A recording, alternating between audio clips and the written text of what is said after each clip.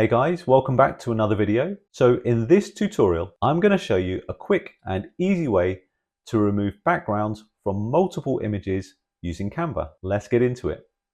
Okay, so in Canva, the first thing that we want to do is create a new design. I'm going to select 1000 by 1000 pixels. With my image open, I'm going to go to Uploads, where I have already uploaded a whole bunch of floral clip art images. I'm going to transfer the first image to the canvas, and then I'm going to click BG Remover at the top.